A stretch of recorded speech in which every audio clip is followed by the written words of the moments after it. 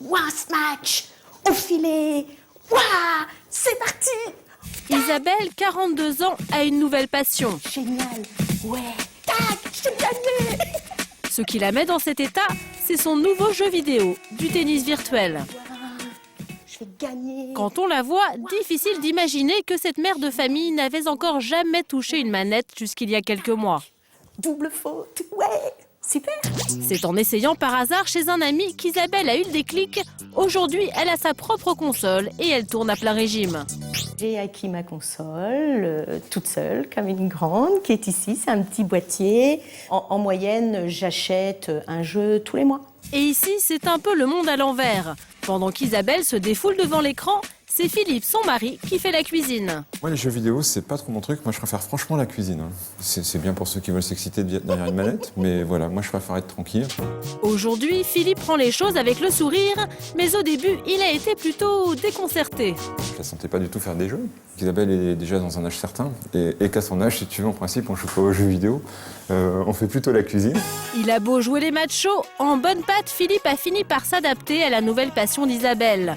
Tout comme Aline, leur fille de 24 ans, et son frère Julien, qui va jusqu'à lui acheter les dernières nouveautés. Ah non, pas en pleine partie. Ah, mais salut, qu'est-ce que c'est que ce truc? J'ai un cadeau. Julien a acheté pour sa mère le dernier jeu musical. Depuis qu'elle l'avait essayé chez ses amis, Isabelle en rêvait. La musique, j'y connais rien du tout, mais on s'y fait très très vite et on se prend rapidement pour une petite rockstar, ce qui est très sympa.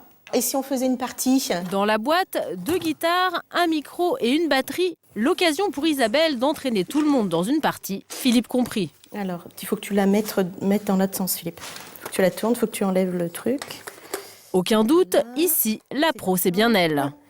Ça doit fonctionner. Allez, c'est parti. Moi, je prends la batterie. 1, 2, 3. Je vais te battre, Julien.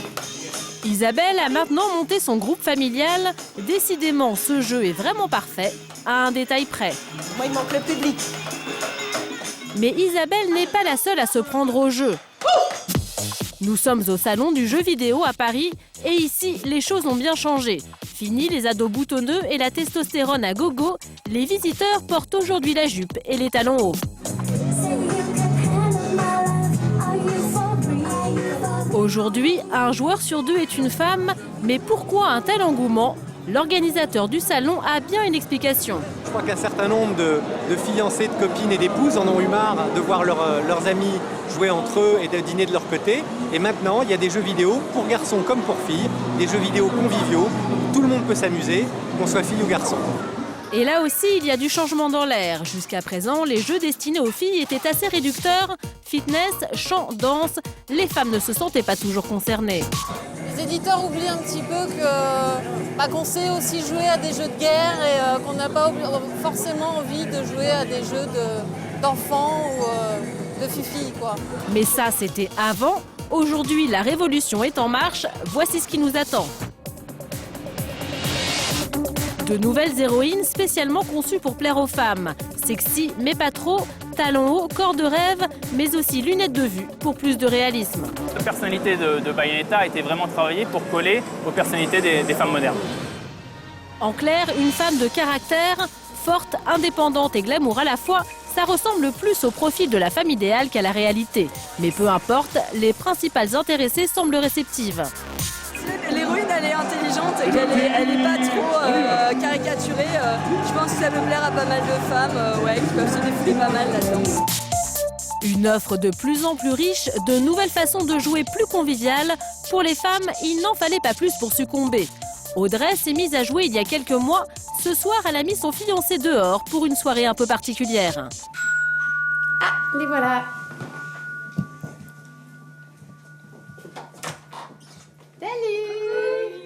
Les invités, ce sont ses copines. Une fois par mois, elles se retrouvent pour une soirée jeux vidéo entre filles, formellement interdite aux hommes.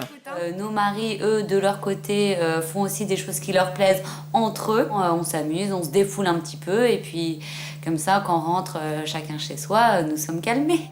Vas-y, Carapace! Non, je suis à la ligne d'arrivée. Calmé, c'est vite dit. Ici, l'ambiance est plutôt déchaînée. Ouais, attends, merde. Vas-y, Les filles ont choisi un jeu de voiture, mais pas question de s'asseoir sur leur féminité pour autant. C'est moi. C'est moi, je suis la princesse. Je maintiens un certain standing avec ma princesse en cabriolet. Là, je ne peux pas. J'ai les cheveux dans les yeux, le diadème qui tombe. Mais quand il s'agit de gagner des points, les filles sont impitoyables. Attends, Yes, c'est gagné. T'es troisième. Je suis deuxième, médisante. Ces soirées jeux vidéo, c'est aussi l'occasion de découvrir de nouvelles facettes de la personnalité de ses amis. On ressent bien les caractères qui ressortent entre celle qui est un petit peu plus mauvaise joueuse, celle qui au contraire est bonne patte, donc c'est plutôt assez drôle. Moi je suis mauvaise joueuse. Normalement je peux vous rouler dessus. Attends, oui mais c'est parce que t'es dernière. Non mais t'es... Oui, vas-y, balance sur moi. J'ai pas pris